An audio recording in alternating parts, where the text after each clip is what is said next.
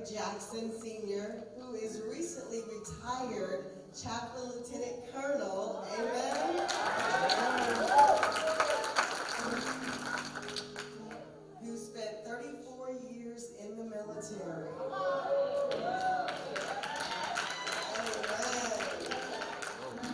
I would say at least, 10 of those as a chaplain, or 8 of those? 10 as a chaplain. So even in the military, when he wasn't a chaplain, he was still doing God's work. Amen? And that's the most important thing I want to leave with you, is that he is truly a man of God, and he loves the people of God. He loves people, and he wants all of them to know the Word of God. Amen?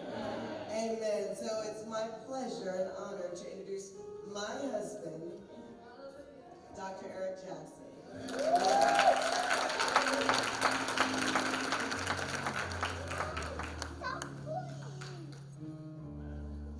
Praise the Lord, everybody. Come on, praise the Lord, everybody. Y'all been sitting a long time. Won't you just stand and give the Lord a praise in the house today? Come on, if you're able, you just stand and give God a praise. If you're able.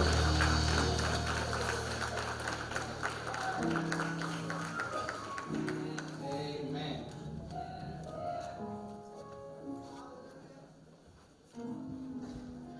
I am both honored and indeed humbled to share with you on today this your 46th anniversary acquired. Amen. We thank God for Chaplain Ivanka, who I just met. Surprisingly that we haven't crossed paths before, but we're so grateful to God for him yielding this place, this sacred bookboard, that I might say something to you today. In Grace Choir, God bless you so much for keeping it up and just coming back. That means I didn't mess up too bad the last time. Amen. And then did Bethlehem bless us today?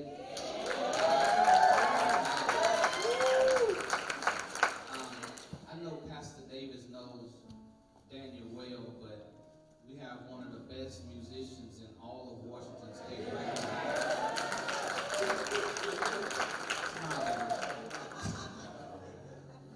Amen. And then my wife for giving an example of, y'all don't know, that was the precursor of the sermon. She was brief.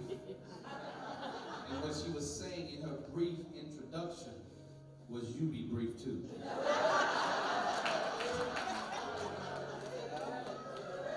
Amen. I see a few y'all nod yes. Amen. Amen. Well, we went to the same seminary, my wife and I, and they taught us the 5 B's. It applied to the ladies as well, but it was particularly for those of us who were of the male persuasion. And the 5 B's are simply this: be brief, brother, be brief. Amen. So having said that, I'll get right into the word. Brother Sean Weddington read our text, so I won't reread it, but I will highlight the 7th verse, which simply says, it's a familiar passage, for we walk by faith and not by sight. This particular verse, verse 7 of 2 Corinthians 5, is perhaps one of the most quoted passages of the Bible. We walk by faith and not by sight.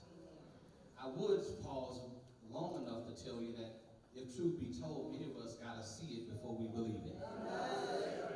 But yet I digress. I'm sure most of you have had, and most of you have, as I have, I've come to recognize that at times, as easy as this is to quote, it's definitely difficult to live. Say amen, somebody.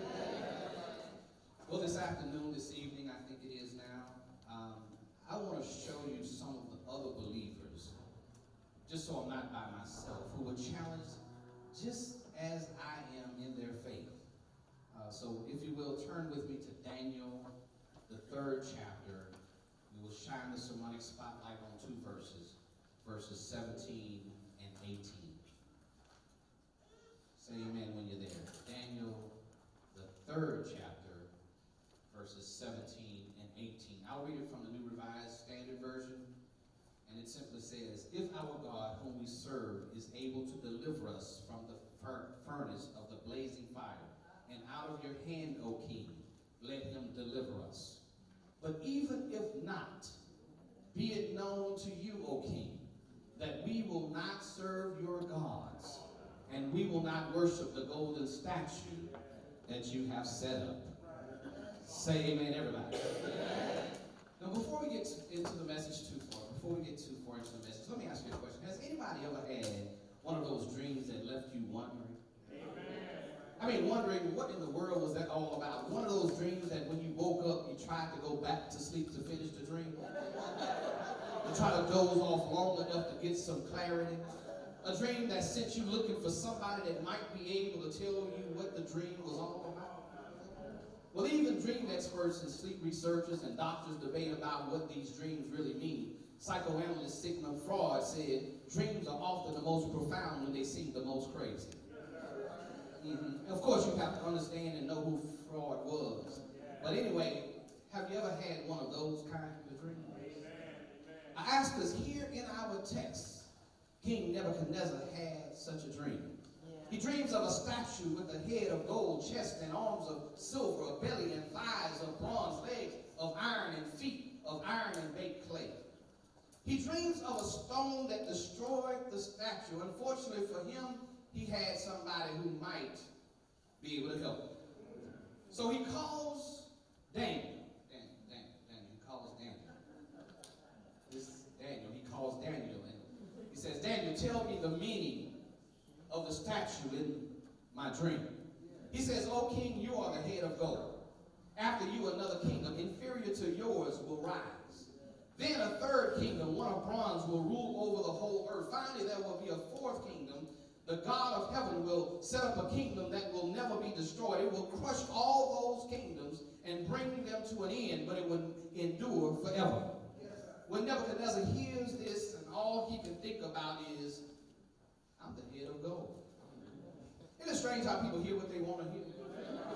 But like a lot of us, he hears what he wants to hear, he thinks about it, and he thinks about it, and then he builds a huge golden statue and commands everybody in the kingdom to worship the statue. When the music sounded and the trumpets blared, everybody who was anybody in the kingdom fell down and worshiped the statue. Everybody, that is, but Shadrach, Meshach, and Abednego. This is really the turning point of the text. It's the critical shift. It's the important part of the text, because here the king gave an ultimatum. He said, "Bow down or burn in the furnace."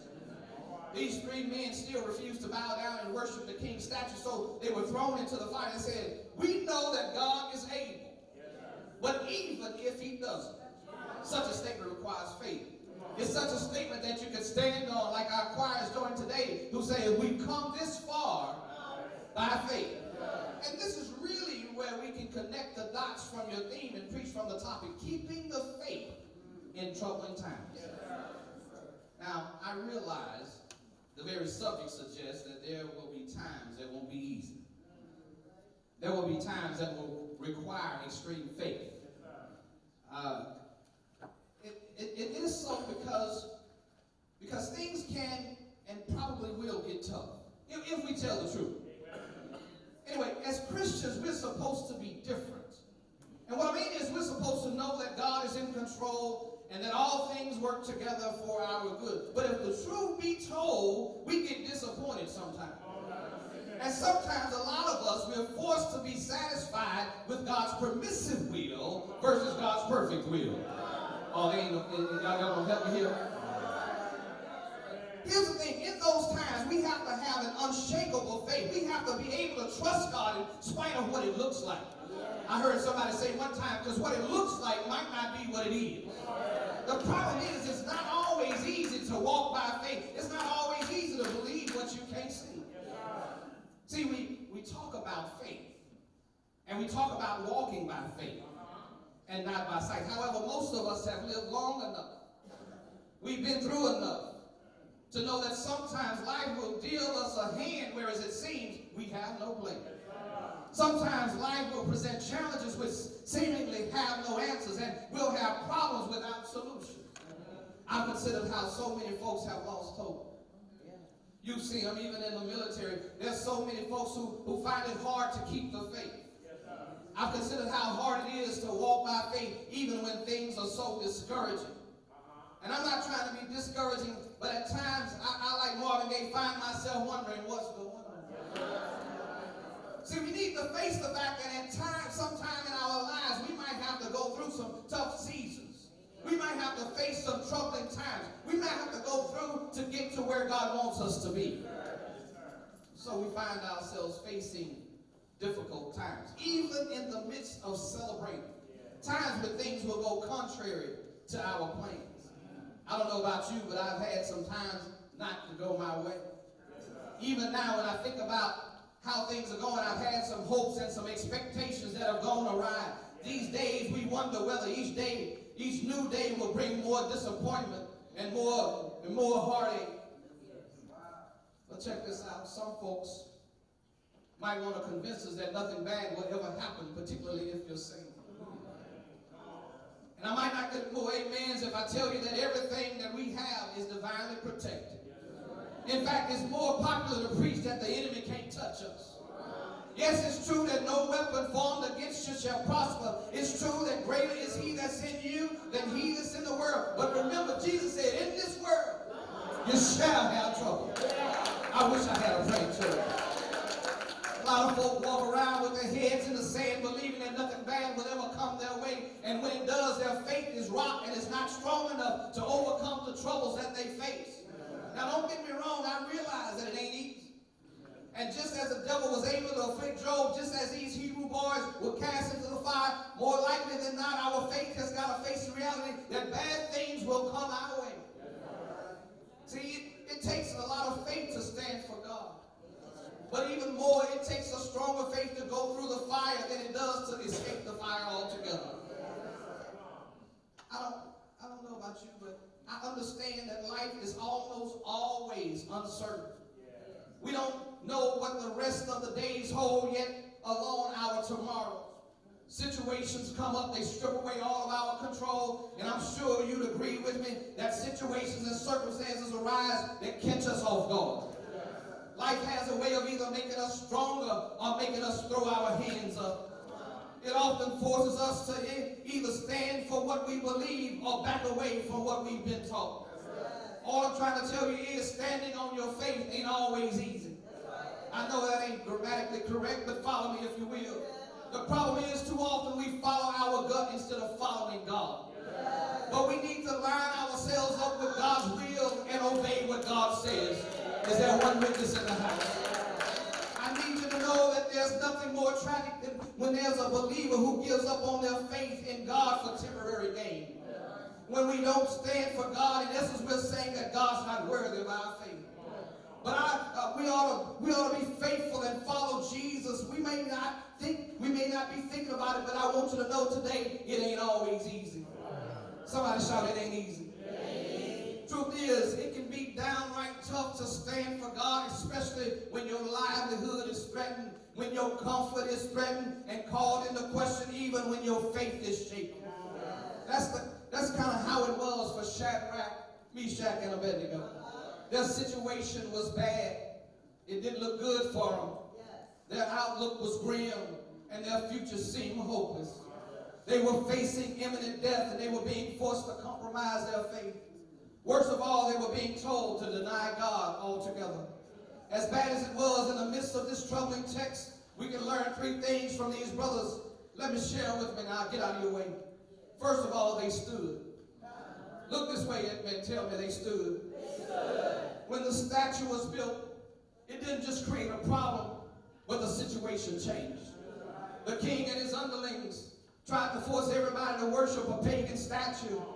And if anybody refused, they threatened to kill him. Brother Ross, the goal was to make the people of Israel compromise their faith by taking away their ability to worship God. Similarly, our society creates situations where our faith and what we believe is often compromised. The world we live in seems to be open to everything but the gospel. Is anybody here wondering how did they stand in such a dangerous situation? How could they have taken a chance with the possibility of dying just for the sake of principle.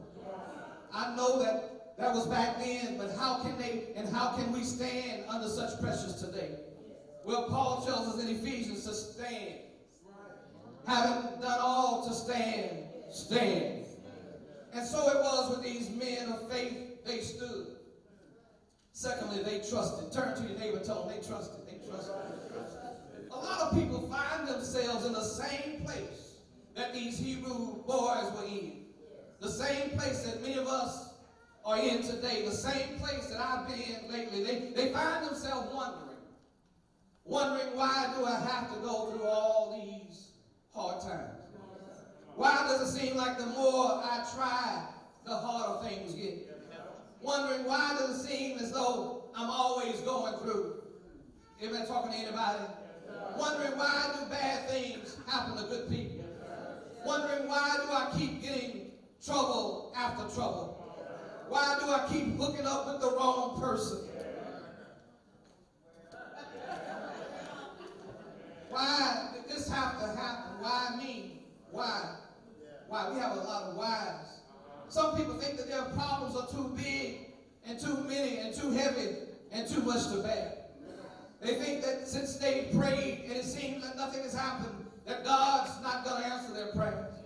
The challenge is for us is we have to know that God is able and ready to exercise. We have to be ready to exercise our faith.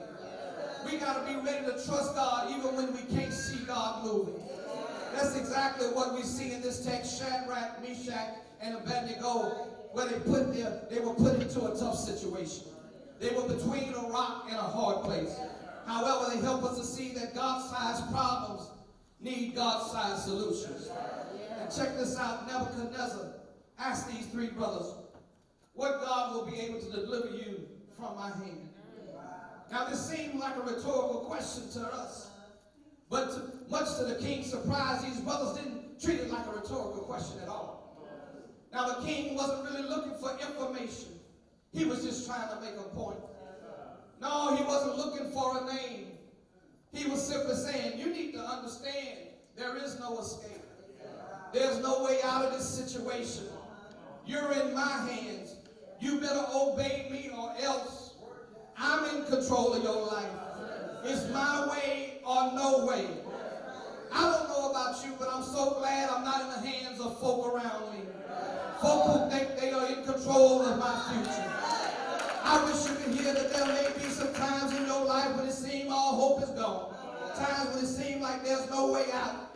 It may seem like your job controls your financial future. It may seem like your family controls your happiness. It may seem like your friends, maybe even your enemies, control your peace of mind. It may seem like your external circumstances control your internal joy. But listen to what they said in verse 16. O king, we don't need to defend ourselves before you.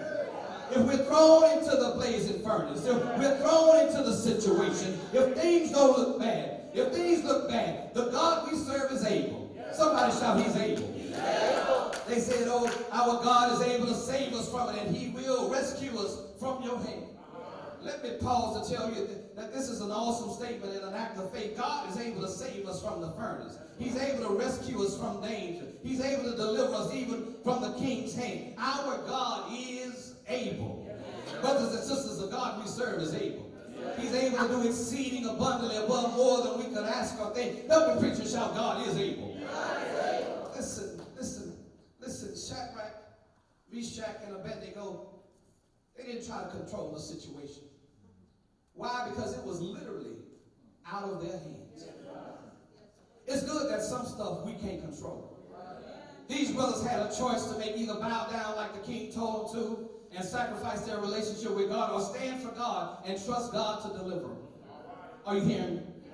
These Hebrew boys had to let go of their situation and put their trust in God. They believed that God would deliver them either by sparing their lives or by taking them to heaven. But they made up their minds that they wouldn't bow down to the idol they couldn't lose. Anybody know we already have the victory? Because our God is able, they stood and they trusted. I'm almost done. Lastly, they remembered. One more time, shout, they remembered. God is constantly reminding us of our need to remember. After Shadrach, Meshach, and Abednego told the king that God was able to deliver them, check out what they said in verse 18. But even if he doesn't, I gotta admit, I've had some times not long ago when I wondered what God was saying and what God was doing, and even more, when was God gonna do something about it? But these brothers said, even if God doesn't. See, brothers and sisters, they knew that if God had done it before, then surely God could do it again. And if I could testify for just a minute, though it might be tough right now, I can tell you that God has brought me out of some stuff. And I know if he did it back then, then he can do it again. I just have to remember. So in troubling times, we got to have a made-up mind. We have to know that God can and God will. We got to know that God can still make a way out of no way. Even in worst case scenarios. Even if God doesn't fix it. Even if God doesn't change things. Even if God doesn't take the pain away. You got to have a made-up mind. You got to determine that you'll still trust God. You got to believe that God is still able. You got to believe that there's a reason for the fire. There's a reason for what you're going through. I believe I'm talking to some baptized believers who have been through some things. Some folks who are going through some things. Even right now. You don't have to say amen, but you ought to remember what God has already done. You ought to remember that God is still blessing. Remember how he's opened up windows before and poured out blessings for you. You ought to remember what God has already brought you through. Remember the storms he's already protected you from. Remember that he's been a shield all around you. Remember that he's been a fence for you. Remember what my granddaddy would have said, that he's kept you from danger seen and dangers unseen. Remember that he's kept you from toils and snares. Remember how God saved you. Remember how God's kept you. Remember how God delivered you. Remember the relationships he restored. Remember the problems that he solved. Remember the needs that he met. Remember that God is still able. And when you're worried about your future, remember God's faithfulness in your past. You might have to go through the fire.